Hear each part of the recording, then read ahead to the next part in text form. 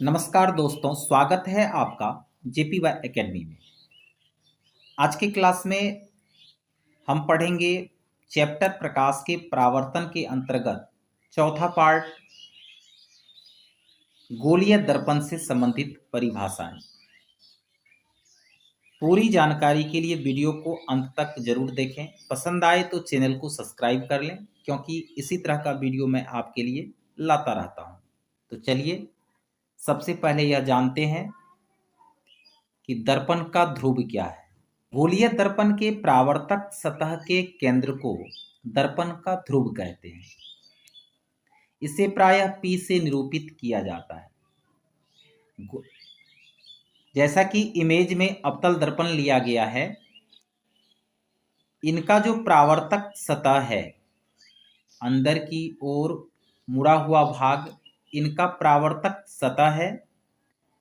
इनका जो मध्य बिंदु है वही दर्पण का क्या कहलाता है? ध्रुव कहलाता है। तो इस प्रकार गोलीय दर्पण का जो परावर्तक सतह है, जहां से प्रकाश की किरणें आपतित होती है, परावर्तक सतह पर प्रकाश की किरणें आपतित होती है और उनका परावर्तन भी होता है। तो परावर्तक सतह का जो मध्य बिंदु है वही दर्पण का ध्रुव कहलाता है। तो इस प्रकार गोलीय दर्पण का जो परावर्तक सतह है, उनका जो मध्य बिंदु है दर्पण का ध्रुव कहलाता है। इसे हम P से निरूपित करते हैं। अब अगली परिभाषा है वक्रता केंद्र। तो गोले का केंद्र गोलीय दर्पण का वक्रता केंद्र कहलाता है। गोले का जो केंद्र होता है, गोले का केंद्र जो होगा वह दर्पण का क्या कहलाएगा? वक्रता केंद्र कहलाएगा। और इसे C से निरूपित करते हैं। वक्रता केंद्र को C से निरूपित किया जाता है। अर्थात वक्रता केंद्र उस गोले का केंद्र होता है जिससे गोलीय दर्पण को काटकर अलग किया जाता है। जहां से काटकर अलग किया जाता है वही दर्पण का क्या कहलाता है? वक्रता केंद्र कहलाता है। अब अगली परिभाषा है वक्रता त्रिज्या। तो गोलीय दर्पण का परावर्तक सतह जिस गोले का भाग है उसकी त्रिज्या जो होगी दर्पण की वक्रता त्रिज्या कहलाएगी। और वक्रता त्रिज्या को बड़ी R से निरूपित किया जाता है। अर्थात P और C के बीच की दूरी, यानी ध्रुव और वक्रता केंद्र के बीच की जो दूरी होती है वह वक्रता त्रिज्या कहलाती है। इस प्रकार वक्रता त्रिज्या गोलीय दर्पण का परावर्तक सतह जिस गोले का भाग है उसकी त्रिज्या ही दर्पण की वक्रता त्रिज्या कहलाती है। या P और C के बीच की दूरी जो होती है वह वक्रता त्रिज्या कहलाती है, जिसको हम बड़ी R से क्या करते हैं? निरूपित करते हैं। अब अगली परिभाषा है मुख्य अक्ष। तो दर्पण के ध्रुव और वक्रता केंद्र को मिलाने वाली रेखा दर्पण की मुख्य अक्ष कहलाती है। यानी दर्पण का जो ध्रुव है अर्थात P और वक्रता केंद्र दोनों को जो मिलाने वाली रेखा होती है वह दर्पण का मुख्य अक्ष कहलाता है। जैसे कि आप चित्र में अवतल दर्पण लिया गया है, देख रहे होंगे। P और C को मिलाने वाली जो रेखा होती है वह क्या होता है? दर्पण का मुख्य अक्ष कहलाता है। अब अगली परिभाषा है मुख्य फोकस।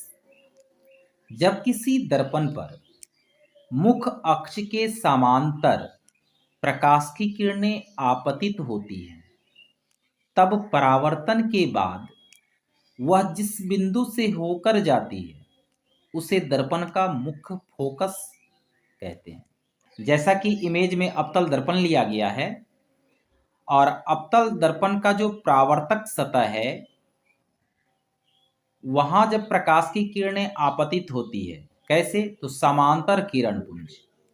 तो आपतन होने के बाद प्रकाश की किरण का परावर्तन भी होता है। तो सभी प्रकाश की किरण पुंज परावर्तन एक बिंदु होकर होती है, उसी बिंदु को कहते हैं मुख्य फोकस। अर्थात दर्पण पर मुख अक्ष के समांतर जब प्रकाश की किरणें आपतित होती है तो उनका प्रावर्तन होता है एक बिंदु होकर, अर्थात फोकस होकर, एफ होकर। वही बिंदु क्या कहलाता है? दर्पण का मुख फोकस कहलाता है। अब अगली परिभाषा है फोकस दूरी। गोलीय दर्पण के ध्रुव अर्थात P तथा मुख्य फोकस अर्थात F के बीच की दूरी दर्पण की फोकस दूरी कहलाती है। और फोकस दूरी को प्रायः F से क्या किया जाता है? निरूपित किया जाता है। अर्थात हम कह सकते हैं गोलीय दर्पण की फोकस दूरी वक्रता त्रिज्या की आधी होती है। फोकस दूरी वक्रता त्रिज्या की क्या होती है? आधी होती है, अर्थात F बराबर R/2, या इसी को हम कह सकते हैं R बराबर 2F। यानी जो वक्रता त्रिज्या है फोकस दूरी की क्या होगी? दोगुनी होगी, और फोकस दूरी जो होगा वक्रता त्रिज्या की क्या होगी? आधी होगी। यह फार्मूला आपको याद रखना है।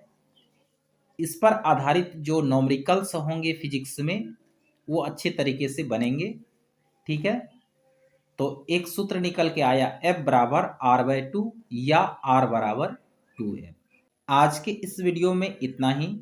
वीडियो पसंद आए तो चैनल को सब्सक्राइब कर लें और लाइक बटन दबाना ना भूलें। धन्यवाद।